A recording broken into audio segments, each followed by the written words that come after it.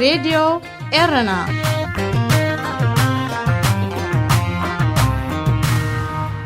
عزو السلامتنا تقبلوا أبستفلالي كورنعات عالم كوينكم نمدبات راديو إيرنا أتكتاتلو زخبركم سمعتنا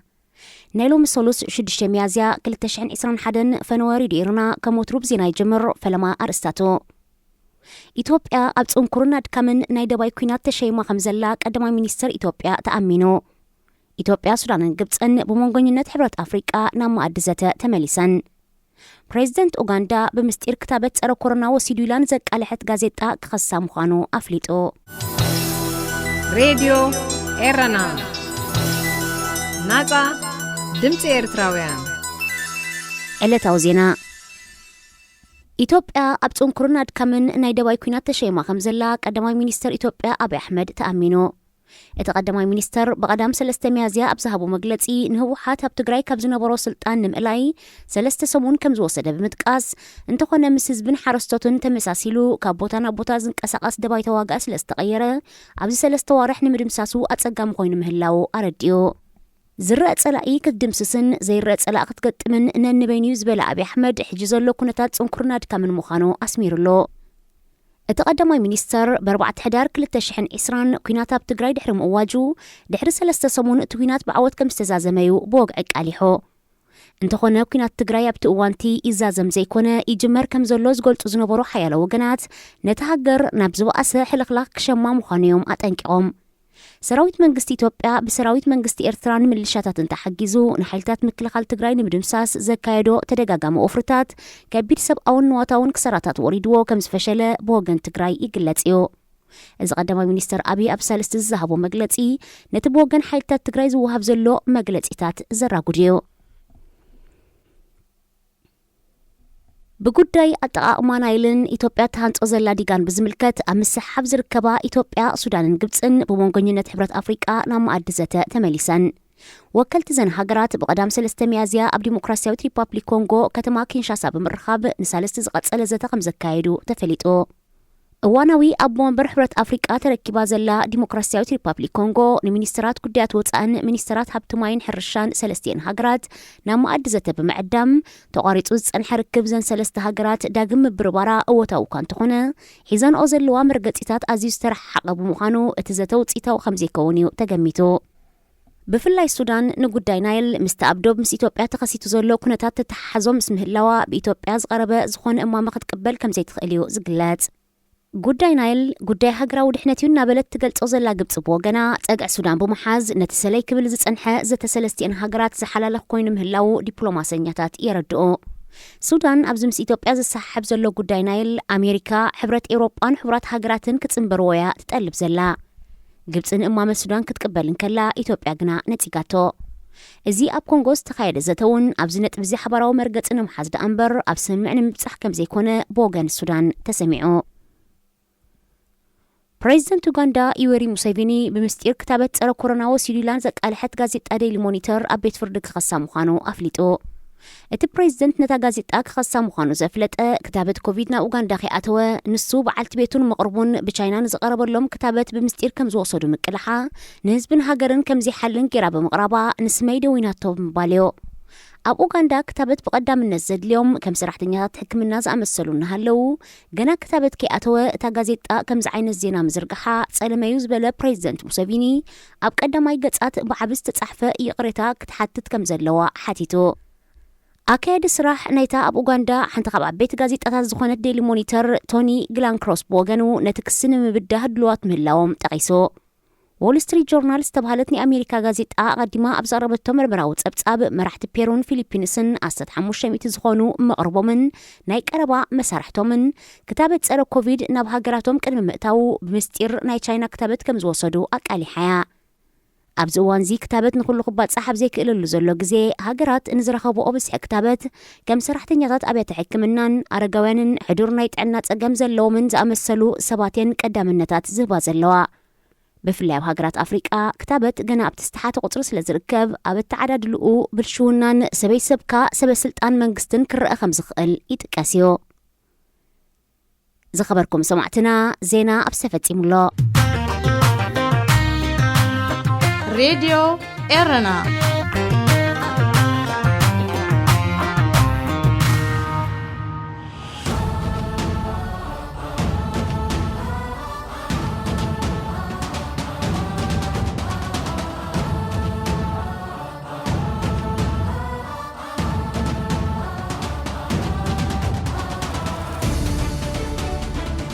سلام كما يتغنيو زخبركم زخبركنن أفكار سبورت نلومي 6 ميازيا 2021 استدالوه سومناوي مدب حزنا لكم قريبنا لنا أبزي نايلوم فنونا إيرتراوين بروفيشنال تقدادمتي أبزي تفلالي أهقراوي وددرات بشكلتا ترنو عوتات يمزقبو ألكساندر إساق كالايت وانش أيعتر جوسي مورينو أقرر مملسي يب جرمناويات قاعي تشيلسي تيمو فيرنر حدش زيقنتي ركب كريستيانو رونالدو زدربيات شركي أبقوم نقر توعل زيمبابويان بروفيشنال تساوتي فينانساوي تقمم نفتح زي بروفيشنالاو سقومتي وسدو بود 3 عامت قلعة استورار دبحقو زبلن كالن زعباتات سبورت كندسسينا كساب فتصامي مدبنا كتكتاتلو بخبري نعدمكم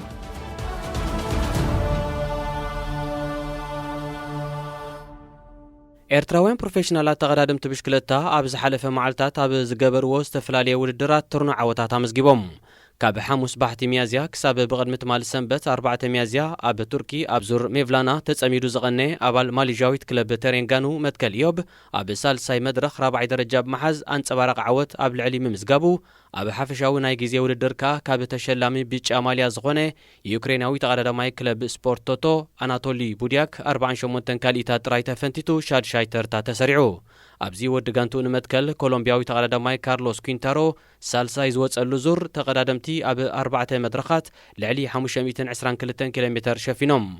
بقدم تمال سنبت ኣብ فرنسا مبل 19 ውድድር ክላሲክ ላጉ ቱርናንጌል ሴንት ቫልዶልዋኽ ተኸፊ ኣርሞኒ ሚቹዋል ዝተኸፈለ ተቀዳዳማይ ፈረንሳይት ክለብ ዴልኮ ቢንያም ግርማይ ቦገኑ ንውድድሩ ሻድሻይ ኮይኑ ብምዝዛም ምስ ቀዳሞት 10 ተሰሪዑ ነዚ ብቕጽበታዊ ውድድር ዝተፈጸመ ቢንያም ንኡድ ውጽኢት ዝረኸበሉ 204 ኪሎ ሜትር ዝዓመመ ቀደድም ፈረንሳዊ ተቀዳዳማይ ክለብ ግሩፓማ ኤፍዲጄ አርኖ ዴማሬ ተዓዊትሉ ኣብ ተመሳሳሊ ዕለት ተቀዳዳማይ ዶብ አፍሪካዊት ክለብ ኩቤካ ሄኖክ ሙልብርሃን ኣብ ኢጣልያ መበል 72 ውድድር ክላሲክ ትሮፊዮ ፒቫ ኣብ ዝተሳተፈሉ ታሻዓይ ተርታ ብመሓዝ ከም ኣሕዋቱ ቅድድሙ ምስ ቀዳሞት 10 ተወዳደርቲ ብምዃን ወዲእዎ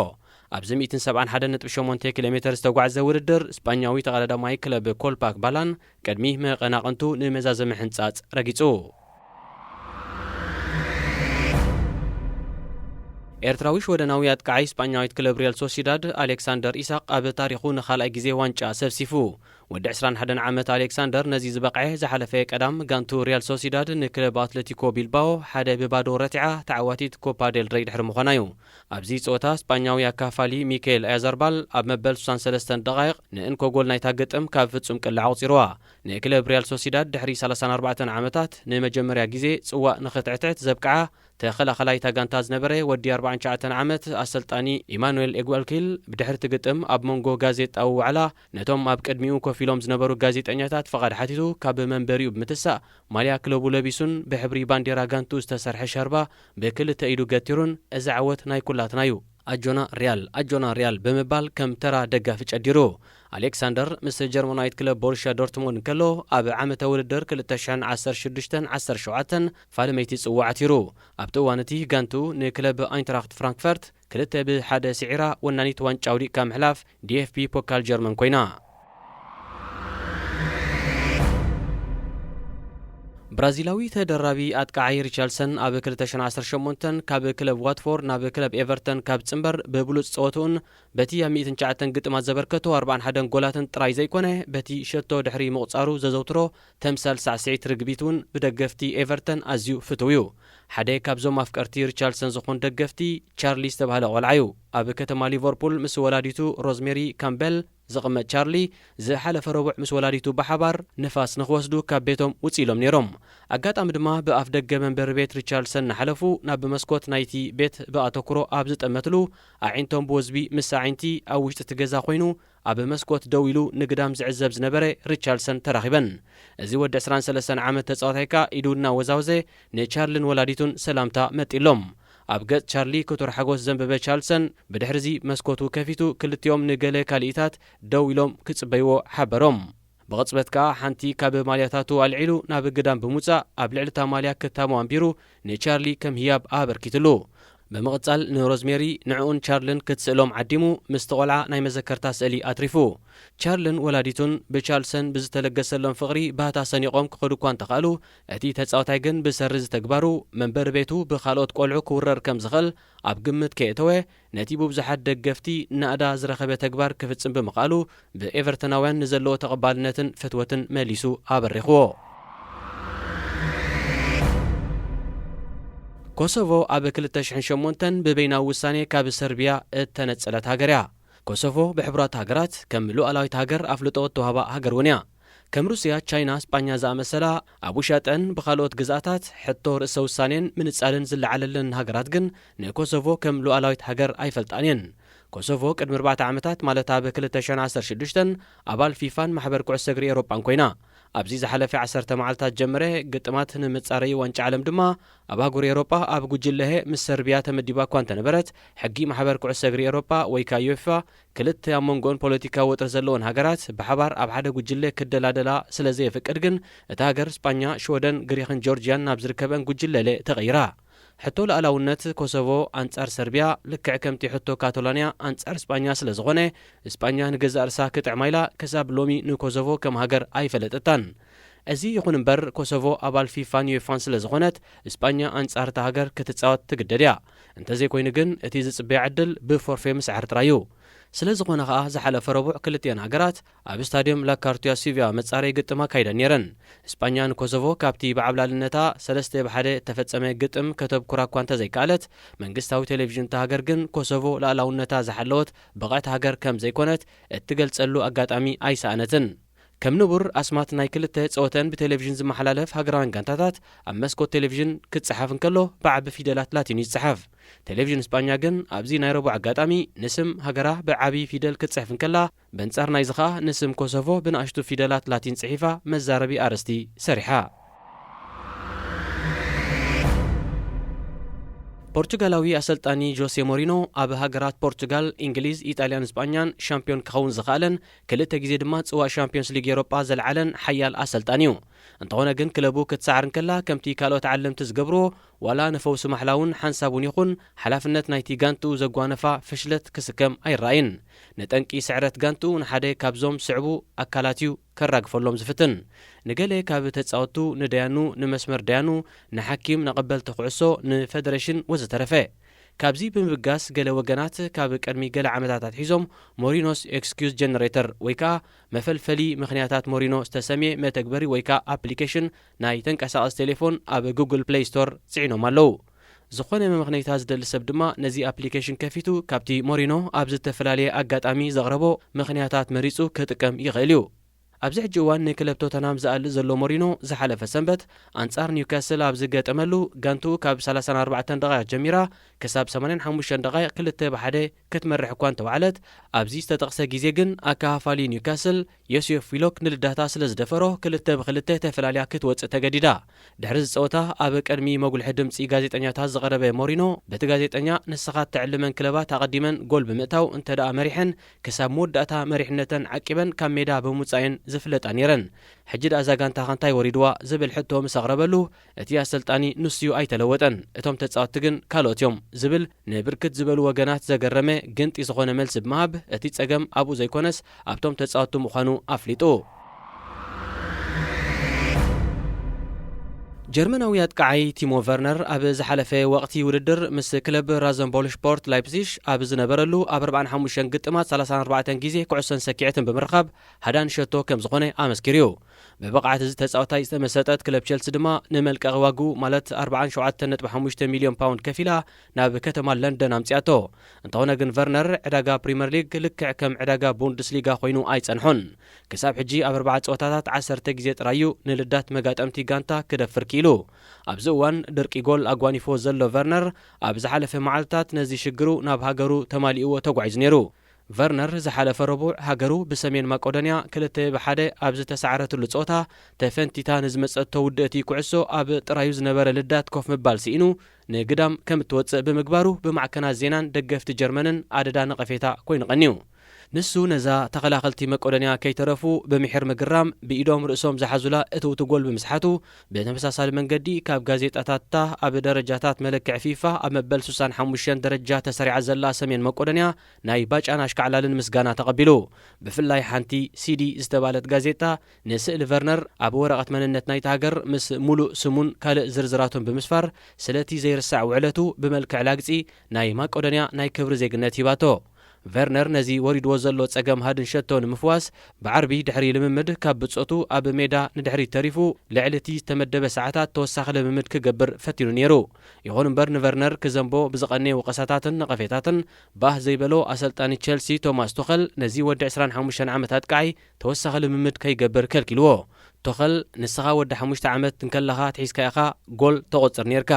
ተወሳኺ ልምምድ ምግባር ኣድልየካን እዩ ጎል ብኸመይ ከም ዝኣቱ ኣእምሮኻን ኣካላትካን ይፈልጥዎ እዮም ሓንቲ ጓል ኣንስተይቲ ንድራር ከተውፅእ ደሊኻ እንተዳ ኣብያትካ ብሓይሊ ንዕና ኢልካ ኣይተገድዳን ኢኻ ቁሩብ ኢኻ ንድሕሪት ገጽካ ስጉም ተብል ምናልባት ጸኒሓ ባዕላ ክትጽዋዕካ ትኽእል እያ ስለዚ ጎል ድማ ባዕሉ ክመጸካ እዩ ብምባል ንጎልን ጓል ኣንስተይትን ብምዝማድ ንቨርነር ምኽሩ ከም ዝለገሰሉ ገሊጹ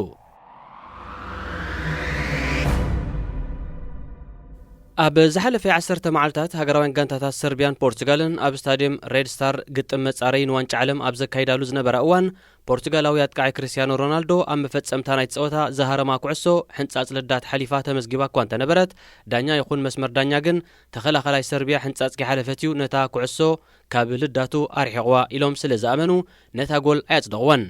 ቫር ኣብ መጻረይ ግጥም ዋንጫ ዓለም ኣብ ገለ ስታድዮማት ይስራሐሉ ብዘይምህላው ድማ እቲ ፍጻሜ ብሓገዝ ቴክኖሎጂ ቪድዮ ክምምዕ ዕድል ኣይገበረን ሮናልዶ እታ ንጋንቱ 3-2 ከተዕውታ እትኽእል ዝነበረት ሸቶ ብዳኛ ተቐባልነት ስለ ዘይረኸበት ኣዝዩ ብምቁጣዕ ነቲ ኣብ ጸጋማይ ቀልጽሙ ኣሲርዎ ዝነበረ ናይ ሓለቓ ጋንታ ምልክት ጨርቂ ናብ ባይታ ደርቢዎ ካብ ሜዳ ክወፅእ ተራዩ ኣብቲ እዋን እዛ ጨርቂ ኣብ እግርቲ ብስራሕ ምኽንያት ኣብቲ ሜዳ ዝተረኸበ ሰራሕተኛ ህጹጽ ረድኤት ጆርጅ ቪኮጀቪች ወዲቓ ቪኮጆቪች ነታ መእሰሪ ጨርቂ ብኡንብኡ ብምእርናብ ድሕሪ ገለ መዓልታት መንገዲ መስመር ኢንተርነት ናብ ጨረታ ኣውሪድዋ ነቲ ጨረታ ድማ ሓደ ስሙ ዘይተገልጸ ውልቀ ሰብ ዝሓለፈ ዓርቢ ብ64,000 ዩሮ ከም እተዓወተሉ መንግስታዊ ቴሌቪዥን ሰርቢያ ሓቢራ እዚ ብመንገዲ እዚ ጨረታ ዝተረኽበ ኣታዊ ኣብ መሐከሚ ብልምሰት ጭዋዳታትን ዓንዲ ሕቖን ተጠቂዑ ዝርከብ ወዲ 6 ወርሕ ጋቫርሎ ጆርጅቪች ንዝተባሃለ ህፃን ክውዕል እዩ ጠቕላላ ወጻኢታት ሕክምና ጆርጅቪች ልዕሊ 2.4 ሚልዮን ዝሓተተ ብምዃኑ ሺኮቸቪች ተወሳኺ ኣታዊታት ምእንታን ክረክብ ካልኦት ተጻወቲ እውን ኣገዳሲ ዝኾነ ናውቲ ስፖርት ወይ መዘከርታ ክወፊሉ ጸዊዕ ኣሎ ወላዲት ጆርጅቪች ዝኾነት ኔቪና ብሸነኻ ንዓ ይኹን ስድራ ቤታ ዘይፈልጡ ውልቀ ሰባት ኣብቲ ዝተገብረ ጨረታ ተሳቲፎም ንውላዳ ክሕግዙ ብምፍታኖም ምስጋና ኣቕሪባ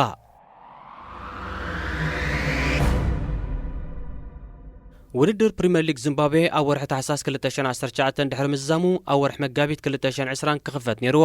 ይኹን እምበር ብሰሪ ምኽሳት ለበዳ ኮሮና ቫይረስ ኣብቲ ሃገር ወግዓዊ ውድድራት ኩዕሶ እግሪ ደው ብምባሉ ኣብቲ ውድድር ክሳብ ለይተ ሎሚ ዳግማይ ክጅምር ኣይተኻለን እንኮ ምንጪ ድራር ዕለት ናይቶም ኣብ ፕሪምየር ሊግ ዚምባብዌ ዝነጥፉ ፕሮፌሽናል ተጻወቲ እቲ ብክለባቶም ዘኽፈልዎ ወርሓዊ ደሞዝ ክኸውን ከሎ እተን ክለባት ድማ ኣታዊታት ካብ ሸየጥ ትኬት ስታድዮምን ምውዕዋዕንየን ዘኻዕብታ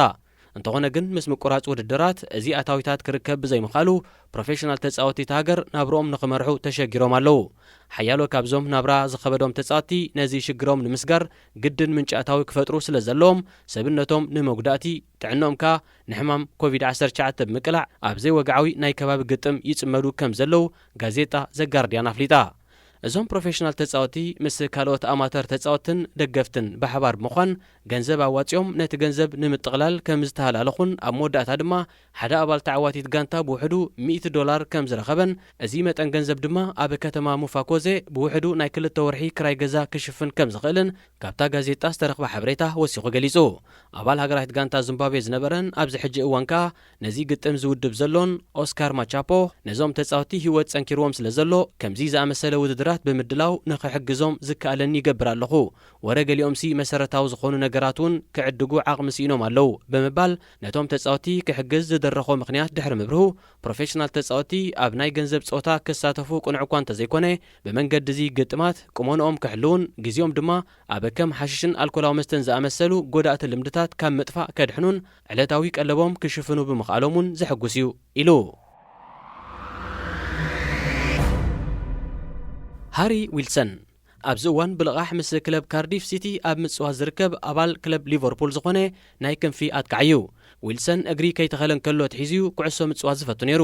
ከም ወዮ ተጽግበን ቅጫስ ኣብ መቕሎኣን ከላ ፈልጣ ዝተባሃለ ድማ ኣባ ሓጎኡ ንዊልሰን ማለት ፒተር ኤድዋርድስ ነዚ ህፃን ኣብ 2000 ዓመተ ምህረት ገና ወዲ 3 ዓመት እንከሎ ንኽወራረደሉ ናብ ትካል ምውርራድ ወይ ከዓ ስኮሜሳ ዊልያም ሂል ሒዝዎ ኸይዱ።